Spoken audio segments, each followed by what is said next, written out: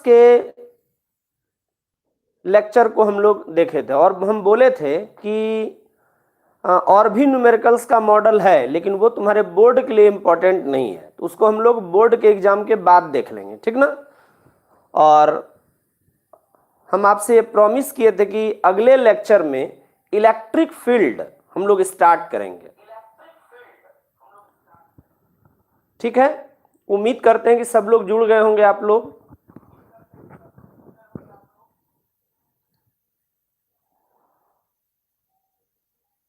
Electric field शुरू करने के पहले एक छोटा सा टॉपिक है, यह भी ऑब्जेक्टिव में पूछा जा सकता है। Charge density.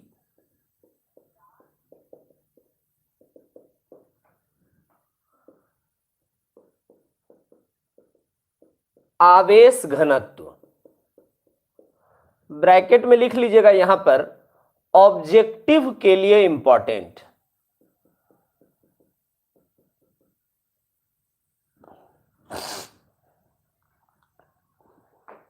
चार्ज डेंसिटी क्या है, इसको थोड़ा सा समझते हैं। जैसे मान लीजिए ये कोई बॉडी है या ये कोई लीनियर ऑब्जेक्ट है और इस पर चार्ज है, क्यू चार्ज इस पर है, और मान लीजिए इसकी लेंथ है एल।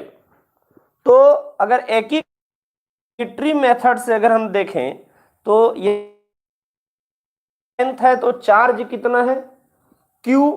तो अगर लेंथ 1 है तो चार्ज कितना होगा, क्यू बाय एल। मतलब यूनिट लेंथ पर कितना चार्ज, क्यू बाय एल। अब मान लेते हैं कि एक बॉडी ऐसा है, आयताकार है, 2 डायमेंशनल है, इस पर चार्ज है, तो चार्ज हमेशा कहां फैलेगा, उसके सतह पर। तो मान लीजिए इस पर क्यू चार्ज है और इसका एरिया है कितना, तो एरिया मान लेते हैं ए है। तो यहां पर अगर यूनिटी मेथड से हम देखें तो चूंकि एरिया है ए, तो चार्ज कितना है, क्यू। तो यूनिट एरिया पर कितना चार्ज, तो क्यू बाय ए। यहां पर जरा देखिए, यूनिट लेंथ पर कितना charge, Q by L. Unit area पर कितना चार्ज, क्यू बाय ए। इसी तरह से मान लीजिए एक बॉडी हमारा है 3 डायमेंशनल, जिसका लंबाई भी है, चौड़ाई भी है, ऊंचाई भी है। एक कमरा है, घनाकार बॉडी है, क्यूबिकल बॉडी है, और इस पर भी चार्ज कितना हमने बाहर से दिया, क्यू, और इसका वॉल्यूम कितना है, भी। तो इसको भी एक एक नियम से हम देख सकते हैं, चूंकि वॉल्यूम है भी तो चार्ज है क्यू, और वॉल्यूम अगर 1 होगा तो चार्ज कितना होगा, क्यू बाय भी। ठीक है, मतलब अगर 1 डायमेंशनल बॉडी है तो यूनिट लेंथ पर कितना चार्ज है ये हम निकाल सकते हैं। अगर 2 डायमेंशनल बॉडी है तो यूनिट एरिया पर कितना चार्ज है ये हम निकाल सकते हैं।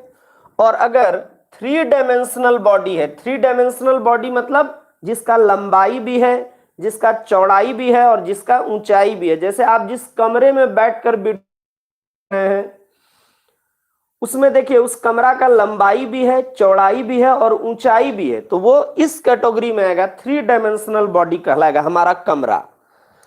उसी तरह से जिस कॉपी पर आप लिख रहे हैं उसको गौर से देखिए, उसका लंबाई है और चौड़ाई है, तो हमारा कॉपी जो है वो 2 डायमेंशनल के अंतर्गत आएगा। और जिस कलम से आप लिख रहे हैं वो देखिए 1 डायमेंशनल है, केवल उसका लंबाई है, तो वहां ये केस आएगा।